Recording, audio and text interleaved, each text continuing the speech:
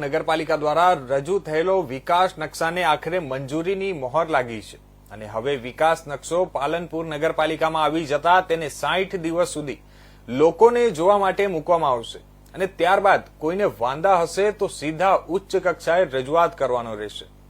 પાલનપુર નગરપાલિકા દ્વારા તાજેતરમાં વિકાસ નકશો મંજૂર કરવામાં આવ્યો હતો, જે 2 વખતના મંજૂર થયો હતો અને ત્રીજી વખત મંજૂર થતા હવે આ નકશો તૈયાર થઈ પાલનપુર નગરપાલિકામાં આવી જતા શનિવારે વિકાસ નકશાને પાલિકા કચેરીમાં લોકોને જોવા માટે મૂકવામાં આવ્યો છે। પાલનપુર નગરપાલિકા હોલ ખાતે પાલિકા પ્રમુખ ચીમનલાલ સોલંકી,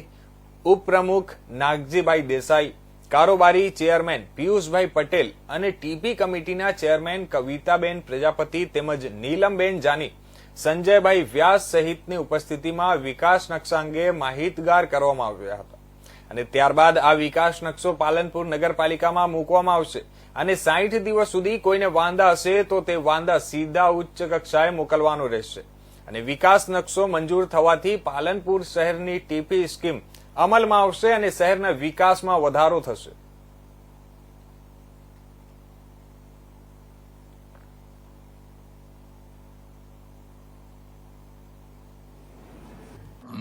ઘણા સમયથી જેની રાહ જોવાતી હતી એવો આ વિકાસ નકશો ગઈકાલે જ પાલનપુર નગરપાલિકામાં આવ્યો છે અને નકશાના અનુસંધાને આ બધા મિત્રોને અમે યાદ કર્યા હતા કે ભાઈ જે નકશો આવ્યો છે અને એ નકશાનો એની બહોળી પ્રસિદ્ધિ થાય અને લોકો સુધી આની જાણકારી મળે એને લઈને આજ બધા મિત્રોને, મીડિયા મિત્રોને આજે બોલાવ્યા હતા।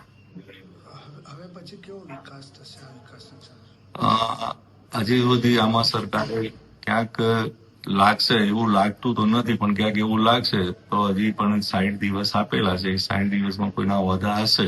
એ સીધા સરકારમાં જ આપવાના રહેશે, અહીંયા પાલનપુર નગરપાલિકાના નથી। પણ આ નકશા મંજૂર થઈ ગયા પછી ટીપી સ્કીમ પણ મુકાશે અને ટીપી સ્કીમના કારણે પણ ઘણા બધા રસ્તાઓ મોટા થશે અને સારા એવી ડેવલપ થશે પાલનપુરના અંદર।